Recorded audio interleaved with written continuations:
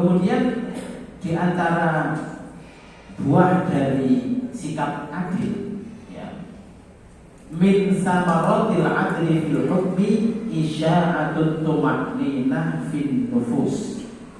Di antara buah dari bersikap adil adalah tersebarnya rasa tenang di dalam jiwa. Ya. Jadi kalau berbuat adil, baik adil kepada Allah, adil kepada sesama manusia, adil dalam keluarga, kepada suami, kepada istri, kepada anak-anak, ya. Terus juga adil dalam ucapan, ini akan mendatangkan ketenangan. Ya. Jadi al-adlu tuma'ninah, adil itu mendatangkan ketenangan.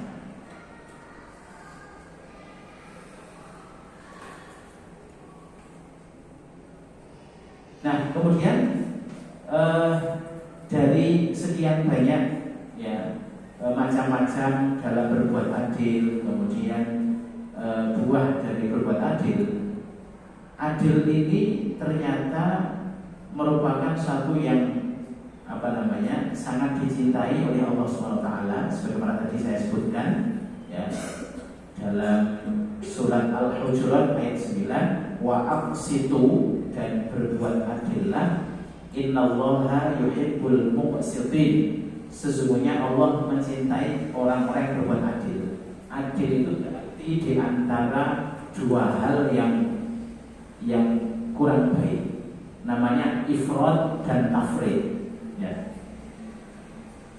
Ifrad itu berlebihan dalam satu sisi. Tafrid itu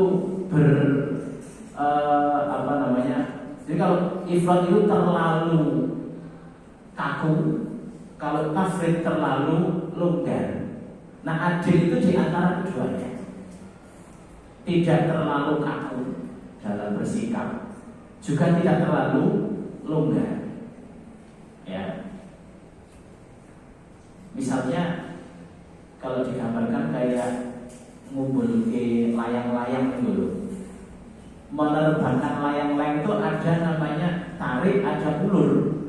Nek diulur terus ya boten iso munggah, ditarik terus ya iso munggah. Ya. Ada kawan saya itu, dia cerita anaknya waktu itu masih SD, pengen wong tua ini, jadi pengen apa? Anaknya dan belum ngapal ke Quran, tapi caranya anaknya itu dikurung di kamar, dikunci, disetelke murotal, terus kon di kamar terus. Akhirnya kan bedah, ya, terus mengalami gangguan mental, ya, gitu.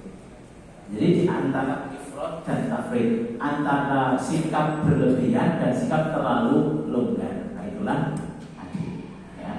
Tidak terlalu kaku, juga tidak terlalu longgar. Ya, dalam misalnya melarang anak, ya tidak, HP itu misalnya tidak dilarang, sama sekali tidak boleh, tapi juga tidak dibiarkan. Nah, itu saya kira pembahasan kita tentang adil, ya. Untuk berikutnya insya Allah ada pembahasan tentang rahmah. Rahmah itu bersikap kasih sayang, meskipun kepada orang-orang yang melakukan kesalahan, tapi rahmah ini atau bersikap kasih sayang ini juga penting, ya. Kemudian ada lagi sikap haya, ya, malu, ya. Malu ini kadang-kadang salah penempatan, ya. Ya, malu tapi salah penempatan. Kemudian ada lagi tentang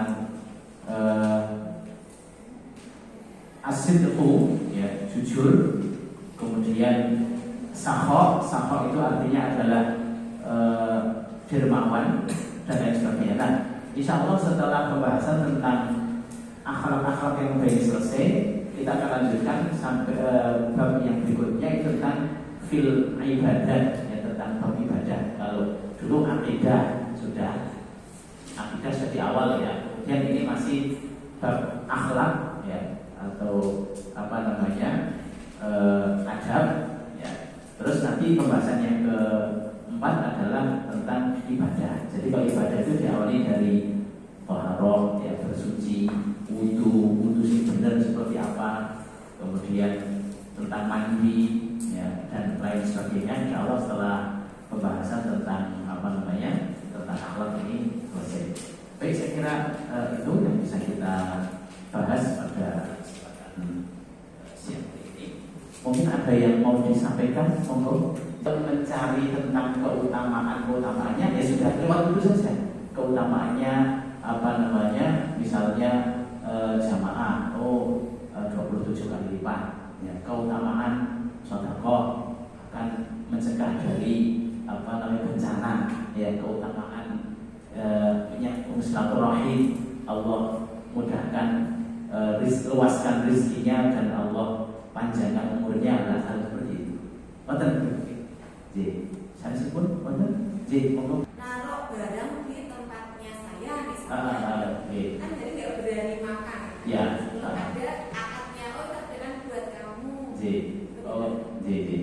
Matur suwun atas pertanyaannya. Jadi tadi yang saya bacakan hadis tadi adalah salah satu di antara 7 golongan yang mendapatkan naungan dari Allah. Di antaranya orang yang bersedekah hingga tangan kirinya nggak tahu apa yang dibicarakan dengan kanan, yaitu keutamaan sedekah secara sembunyi-sembunyi. Kenapa sembunyi? Supaya lebih menjaga keikhlasan, ya, lebih menjaga keikhlasan. Itu bukan kemudian satu perintah, itu pilihan saja, pilihan, karena ada kalanya sedekah yang terang-terangan lebih baik daripada sembunyi. Kenapa yang terang-terangan ternyata menjadi pemicu orang lain untuk semangat sedekah. Berarti lebih baik terang. Nah, itu nanti masing-masing kita lebih bisa memilih mana yang lebih tepat. Nah, bagi penerimanya gimana? Ya, misalnya di motor kita. Kalau yang di motor kita itu adalah ada emas, ada HP, ada itu keliru berarti punya orang ya, itu keliru ya kan. Tapi kalau di motor kita itu misalnya tempe atau apa sayur atau apa, ya kita yakin ini ada orang ya. Tergantung ya, insya Allah bisa lah ya, bisa. Tapi memastikan itu jauh lebih baik, memastikan tidak langsung alhamdulillah ya. Pastikan dulu ya, ini dari mana, dari siapa. Kalau ternyata ada indikasi, oh ini ya insya Allah sedekah ya, sedekah. Tapi diracun murah ini, itu hati-hati lagi. Jadi untuk penerima memang memastikan itu lebih. Kadang-kadang kan begitu. Contoh ya, saya tuh makan di satu warung gitu, makan ya, terus kesemakan mau ke kasir itu dibayarnya Bapak Niko sopo. Di kasirnya tuh nggak menerima duit saya. Bapak Niko sopo mau sih yang ini? Ya alhamdulillah kan gitu, jadi ya kan nggak jadi bayar gitu. Tapi kalau apa namanya misalnya sesuai tidak wajar, ya jangan sudah kok ini, enek mas, enek HP, enek mau sudah kok ini langsung juga boleh. Gitu. Jadi kita pastikan lebih baik. Tapi kalau sekiranya itu sesuatu yang wajar dan sesuai dengan nalar ya nggak apa-apa, itu sedekah untuk kita. Adalah ada sih kita yakin sedekah, ada sih keliru. Jadi kan ini kondur sampai tempe, enten, nggak pulau, tapi lo saudara kalau itu, ya wis gitu. Kebajikan pola bersama, cukup, saya kira antar tawasul.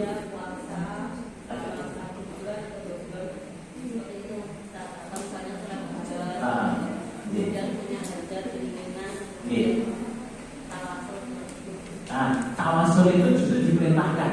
Jadi kan ada ayat di dalam surat tentang kesimpulan apa namanya? Kesimpulan. Bukan Melayu di kesimpulan itu. Jadi tawasul ini perintah ya. Ya ayyuhalladzina amanu taqullaha wabtaghu ilaihi wasilah. Wahai orang beriman, bertakwalah kepada Allah dan carilah wasilah untuk meraih apa yang kita inginkan. Nah, tawasul itu, misalnya kita punya cita-cita, keinginan, saya ingin begini. Tawasulnya apa? Pertama dengan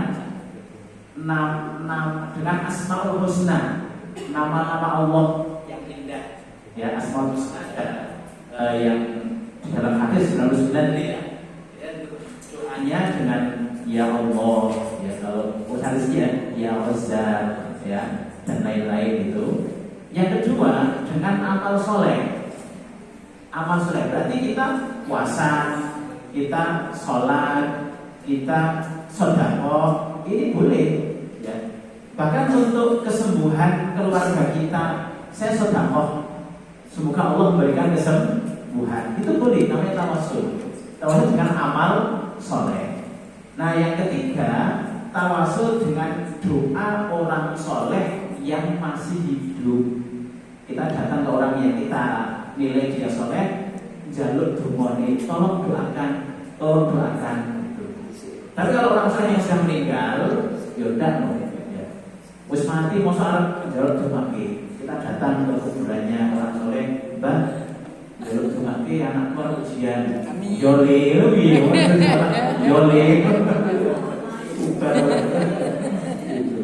Jadi tawasul boleh, waktu itu saat yang diperintahkan dengan amal soleh.